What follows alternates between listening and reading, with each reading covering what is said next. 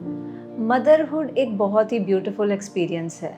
जब हमारे परिवार में कोई नन्हा सा मेहमान, कोई नया फैमिली मेम्बर, कोई बेबी आता है, तो हमारे परिवार में बहुत सारी खुशियाँ आ जाती हैं। सब फैमिली मेम्बर्स बहुत एक्साइटेड रहते हैं उस नए बच्चे के लिए, उस नए फैमिली मेम्बर के लिए, और पूरे जी जान से उसका ध्यान रखने में लग जाते हैं। प्रेगनेंसी के दौरान हमारा परिवार एक प्रेग्नेंट वुमन का बहुत ही ध्यान रखता है। उसका खान पान, उसकी सेहत, उसके इमोशनल केयर, उसकी फिज़िकल केयर, हर चीज़ के बारे में हम एक्स्ट्रा ध्यान रखते हैं। लेकिन क्या सेम तरह की केयर, सेम तरह की अफेक्शन, सेम तरह का ध्यान हम आफ्टर डिलीवरी उस मदर का रख पाते हैं? ये बहुत ज़रूरी फैक्टर है। नमस्कार, मैं आंचल शर्मा, भाटिया न्यूरोसाइकियाट्रिस्ट से काउंसलिंग साइकोलॉजिस्ट, आज आपके साथ इस टॉपिक पे बात करने जा रही हूँ, पोस्टपार्टम डिप्रेशन, पोस्टपार्टम ब्लूज़ या पोस्टपार्टम साइकोसिस।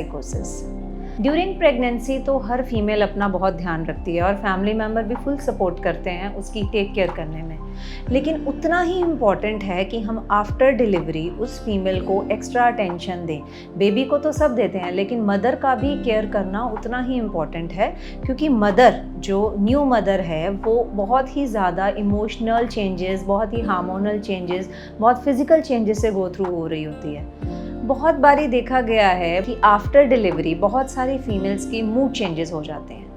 जनरली हम सोचते हैं कि क्योंकि एक फ़ीमेल की लाइफ में बहुत बड़ी एक चेंज आई होती है, हमारे ऊपर बहुत रिस्पॉन्सिबिलिटी भी आ जाती है। बीइंग अ न्यू मदर, आप बेबी को एक्स्ट्रा अटेंशन दे रहे हैं, आपकी नींद नहीं पूरी हो पा रही है, आप अपनी सेहत का उस तरह से ध्यान नहीं रख पा रहे हैं, आपकी फ़िज़िकल बॉडी में बहुत सारी चेंजेस आ गई हैं, बॉडी उस तरह से नहीं रही जैसे आप फिज़िकली दिखते थे, आप उस तरह से नहीं दिख पा रहे हैं। इमोशनल चेंजेस बहुत सारी आती हैं, आपके ऊपर एक एक्स्ट्रा प्रेशर है अपने बच्चे का अच्छे से ध्यान रखने के लिए, अपने बच्चे की बेस्ट परवरिश करने के लिए। So being a mother there is always an extra pressure. और इन्हीं सब सिचुएशंस के कारण बहुत सारी लेडीज़, बहुत सारी न्यू मदर्स के मूड चेंजेस आने शुरू हो जाते हैं। चिड़चिड़ाहट, अच्छा नहीं लगना, गुस्सा जल्दी आ जाना, फटीग फील करना, आप रात को सारी रात जाग के रहते हैं, छोटे बच्चे की बहुत सारी नीड्स हैं जो आपको फुलफ़िल करनी है, आपको रेस्ट करने का टाइम नहीं मिल रहा, फिर आपके ऊपर फैमिली प्रेशर भी है, फैमिली को भी सपोर्ट करना है, फैमिली का भी ध्यान रखना है।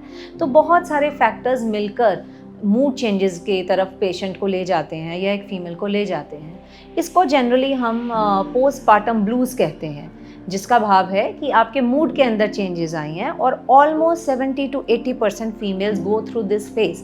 लेकिन कोई घबराने की बात नहीं है, ये फेज़ जो है ये खुद ब खुद ठीक हो जाता है with proper care, with proper attention, with proper love from the family. ये खुद ब खुद से अपने आप हील हो जाता है, और ये फेज़ ऑलमोस्ट सभी फीमेल्स गो थ्रू होती हैं। लेकिन क्योंकि ये सेल्फ रिजॉल्विंग सिचुएशन है, तो ये कुछ दिनों में या कुछ हफ्तों में बिल्कुल ठीक हो जाता है, और आप प्रॉपर तरीके से अपने बच्चे का ध्यान रख पाते हैं, अपनी मदरहुड को एंजॉय कर पाते हैं और अच्छी लाइफ बिता पाते हैं। लेकिन ऐसा सबके साथ नहीं है। इसके बाद एक फेज़ है जिसको हम कहते हैं पोस्टपार्टम डिप्रेशन। अब ये पोस्टपार्टम ब्लूज से कैसे डिफरेंट है? पोस्टपार्टम डिप्रेशन में मोस्टली जो पाया गया है, जो रिसर्चेस कहती हैं, पोस्टपार्टम डिप्रेशन डिलीवरी की 3rd वीक के बाद से स्टार्ट होकर डिलीवरी के 4थे महीने तक कभी भी अकर कर सकता है। इसमें एक मदर का मूड बहुत ज़्यादा उदास, रोना आना, हर छोटी बात पे मन भर जाना, इमोशनल हो जाना, ओवर सेंसिटिवली रिएक्ट करना, छोटी छोटी बातें आपको बुरी लग रही हैं जिसके कारण आप परिवार के साथ खिंच रहे हैं, चिड़चिड़ापन आना शुरू हो गया है, बच्चे का ध्यान रखने में, अपने बेबी का ध्यान रखने में आपको एक्स्ट्रा एफर्ट लगानी पड़ रही है, आप अच्छे से सो नहीं पा रहे हैं, भूख अच्छे से नहीं लग रही है, आपका ध्यान किसी भी चीज़ में नहीं लग पा रहा है। ये वाले फेज़ को हम पोस्टपार्टम डिप्रेशन कहते हैं, जिसमें हाँ डेफिनेटली उस न्यू मदर को एक एक्स्ट्रा अटेंशन की ज़रूरत है। सो इस फेज़ के लिए आपको एक प्रोफेशनल साइकियाट्रिस्ट, एक थेरेपिस्ट, साइकोलॉजिस्ट की आवश्यकता पड़ती है, क्योंकि कुछ बेसिक मेडिकेशंस, बहुत सेफ मेडिकेशंस होती हैं जो इस फेज़ में से पेशेंट को बाहर निकालने में बहुत मददगार होती हैं, और विद काउंसलिंग, विद थेरेपी आप इस फेज़ में से बहुत जल्दी निकल पाते हैं। अब ये होता क्यों है? जनरली जैसे मैंने बहुत सारे फैक्टर्स डिस्कस किए, वो तो एक पार्ट है ही है, लेकिन इसके साथ साथ जो हमारी बॉडी के चेंजेस हैं, जो हमारी हार्मोनल चेंजेस हैं, वो एक बहुत बड़ा फैक्टर है। ड्यूरिंग प्रेगनेंसी एस्ट्रोजन और प्रोजेस्टेरॉन जो हार्मोन है हमारी बॉडी में, एक फीमेल में, वो बहुत रश करते हैं। लेकिन जैसे ही डिलीवरी हो जाती है, ये दोनों हार्मोन्स एकदम डिप करते हैं, फॉल कर जाते हैं या इनका लेवल ड्रॉप कर जाता है, जिसके कारण सडन चेंजेस इन मूड आ जाते हैं। So this is very natural, इसमें ऐसा कुछ नहीं है अबनॉर्मल है। अगर किसी को पोस्टपार्टम डिप्रेशन आ जाता है तो ऐसा नहीं है कि आपको पता नहीं क्या हो गया है या हमारे घर में जो नई माँ बनी है वो उसको पता नहीं कौन सी बड़ी बीमारी लग रही है। नथिंग टू वरी, उसको आम बीमारियों की तरह ही बस हल कीजिए, एक प्रोफेशनल के पास जाइए, दवाई खाइए और आपकी लाइफ एकदम बढ़िया है। वो मदर बहुत अच्छे से अपनी चीज़ों को मैनेज कर सकती है। अब इसके बाद एक और तीसरा फेज है जिसको हम कहते हैं पोस्टपार्टम साइकोसिस। This is found in almost 1 out of 1000 females, मतलब हर 1000 फीमेल के पीछे एक फीमेल को पोस्टपार्टम साइकोसिस होने के चांस रहते हैं। ये जो फेज़ रहता है काफ़ी सीरियस फेज़ रहता है, क्योंकि इस फेज़ में पेशेंट को हो सकता है कि हॉस्पिटलाइजेशन की भी ज़रूरत पड़े। वो इसलिए क्योंकि इस फेज़ में जो पेशेंट है या जो न्यू मदर है वो रियलिटी टच से दूर हो जाती है। उसको हेल्यूसिनेशंस होती हैं, कभी आवाज़ें सुनाई दे रही हैं, चीज़ें दिखाई देनी शुरू हो जाती हैं, सडन डर आना शुरू हो जाएगा, डिल्यूजनल थॉट लगेगा कि कोई बातें कर रहा है, कोई नुकसान पहुंचाने आ रहा है या कोई मुझे मारने वाला है।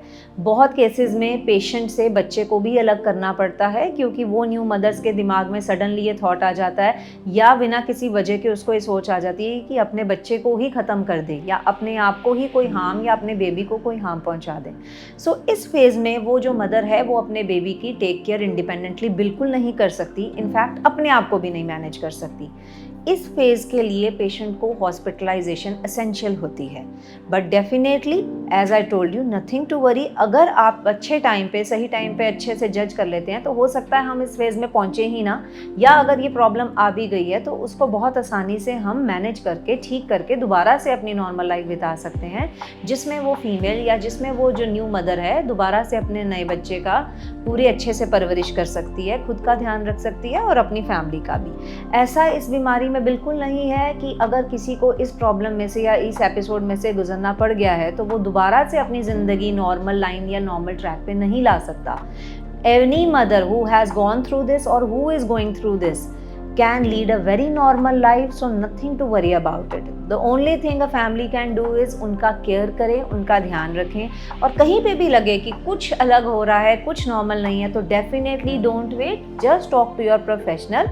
अपने डॉक्टर से बात कीजिए, अपनी गायनी से बात कीजिए, अपने साइकेट्रिस्ट से बात कीजिए, ताकि वो आपको सही राह, सही दिशा दिखा सके। सो ये बहुत खूबसूरत मोमेंट जो है मदरहुड का, ये सब इंजॉय कर सकते हैं। और आप लोग भी इस चीज़ का ध्यान रखें, अपने परिवारों में इस जानकारी को अवगत करवाएं, अपने परिवार के जन से अवगत करवाएं, ताकि हम बहुत सारे लोगों की हेल्प कर सकें। Thank you so much for today's session. Thank you.